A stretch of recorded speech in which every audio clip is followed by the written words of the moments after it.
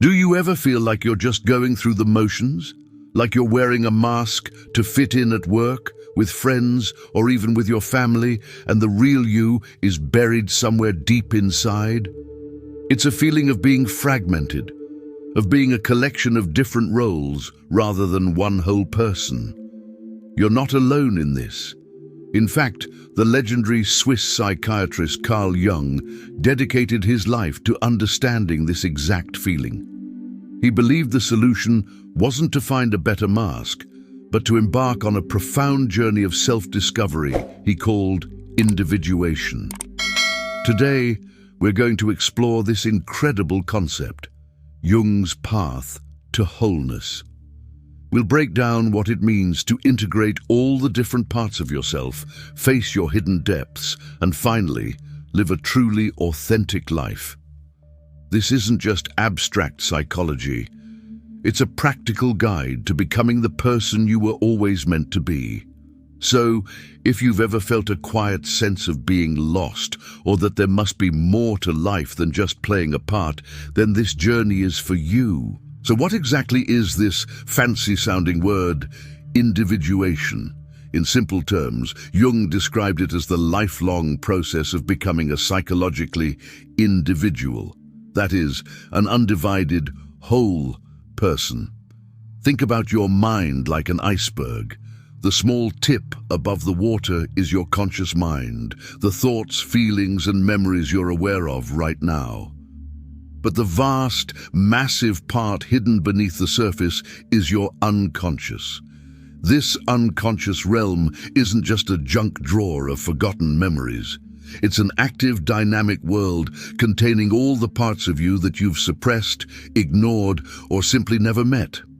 This includes your hidden potentials, your deepest instincts, and what Jung called the archetypes, universal patterns and images that are part of our shared human heritage. Individuation is the process of building a bridge between your conscious and unconscious minds. It's about bringing the hidden parts into the light, not to be judged or eliminated, but to be understood and integrated. Instead of being pushed and pulled by unconscious forces you don't understand, you learn to work with them. Jung saw this as the ultimate goal of human development, a fundamental necessity for achieving true psychological health and living a life filled with meaning. Let's start with something we all use every single day, the persona. The word persona originally comes from the Latin word for the masks worn by actors in ancient theatre. It's a fitting term because that's exactly what our persona is, the social mask we present to the world. It's the version of ourselves we show at work, the competent professional.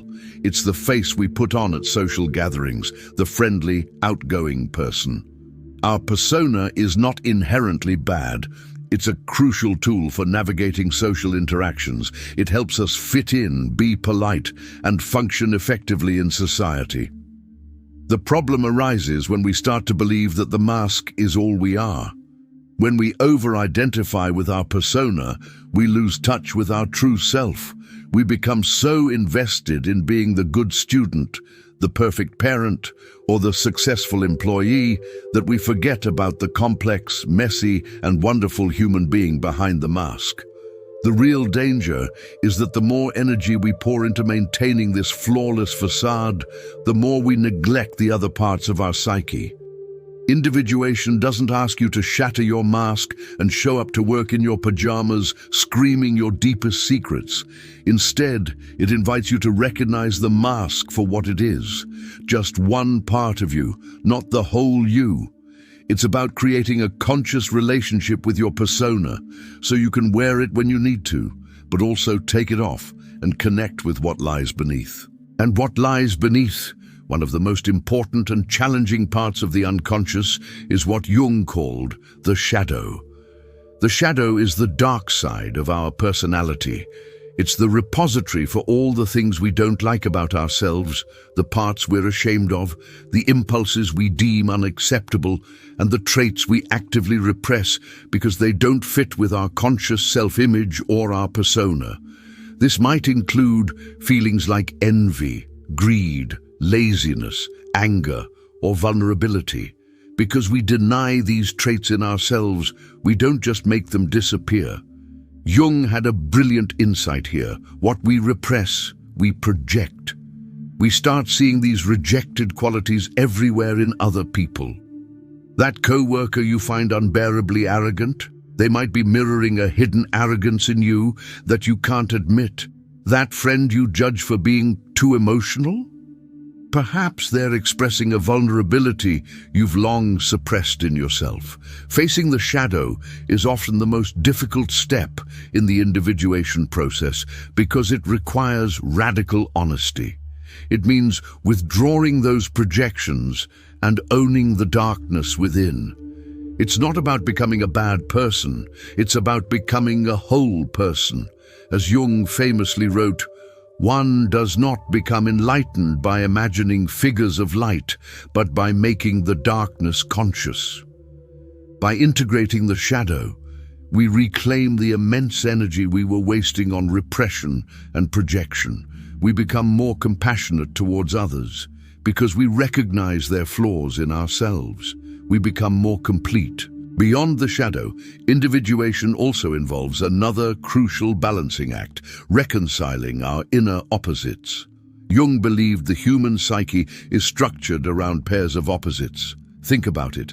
Logic and emotion, introversion and extroversion, thinking and feeling, strength and vulnerability. Most of us tend to identify with one side of a pair and neglect the other. A highly rational person might suppress their emotional side, viewing it as a weakness.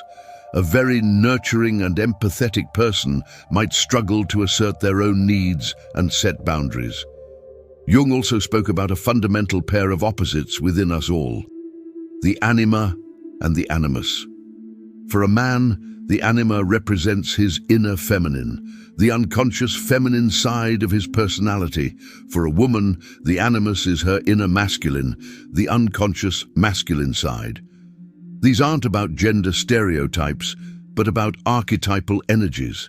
The anima often relates to eros, the principle of relatedness, emotion, and intuition. The animus relates to logos, the principle of logic, reason, and structure. A man who is out of touch with his anima might appear emotionally rigid or struggle with relationships.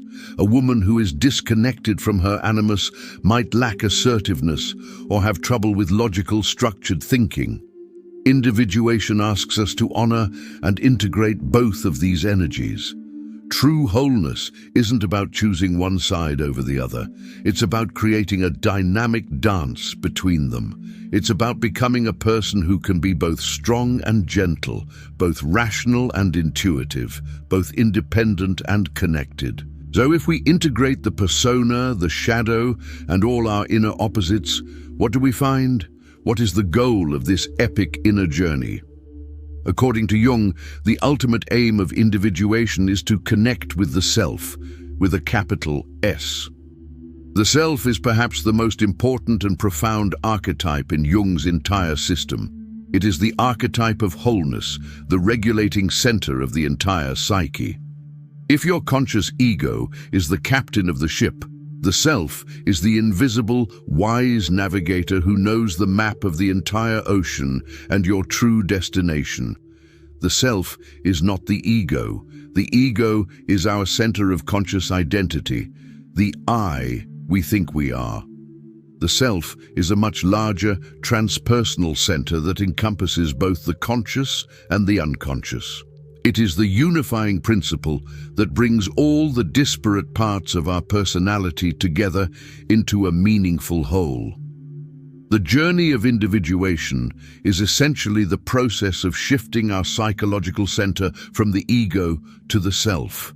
It's a move from feeling like a fragmented collection of conflicting parts to feeling like a unified, coherent whole. This doesn't mean the ego disappears. Rather, the ego comes to serve the self. It listens for the guidance of this deeper center and acts in alignment with it. When we are connected to the self, we experience a sense of purpose, of being in the right place, of living a life that is uniquely our own. Individuation is like returning home to this deeper, wiser center where every single part of you, the good, the bad, and the ugly, is accepted and has its place. What does this look like in real life? What does it mean to live an individuated, authentic life? First and foremost, living authentically doesn't mean being perfect or flawless. In fact, it's the exact opposite. It means embracing your imperfections, your contradictions, your wounds, and your hidden strengths. It's the courage to be who you are, not who the world wants you to be. An individuated person knows their persona is a mask and doesn't confuse it with their true identity. They have done the hard work of facing their shadow, so they are less likely to project their own insecurities onto others. They are more self-aware and take responsibility for their own feelings and actions. They have learned to balance their inner opposites. They can be logical when needed, but also trust their intuition. They can be assertive, but also compassionate. They are no longer at war with themselves. They live with a sense of inner alignment because their actions are guided by their connection to the self, their inner center of wholeness. This doesn't mean life becomes easy. There will still be challenges, pain, and struggles. But the individuated person faces these challenges with a deeper sense of stability and purpose. They are living their own life, not an imitation of someone else's. Jung believed this was the path not just to psychological well-being, but to a life of profound meaning and fulfillment. Individuation is the greatest adventure you can undertake, the adventure of becoming who you truly are. So, as we wrap up this deep dive into Jung's world, I want to leave you with a question. Are you ready to begin your own journey of individuation?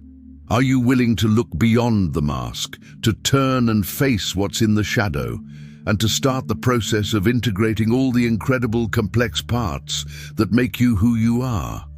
This path isn't a quick fix, and it's not always comfortable, but it is the path to becoming real. It's the journey home to yourself.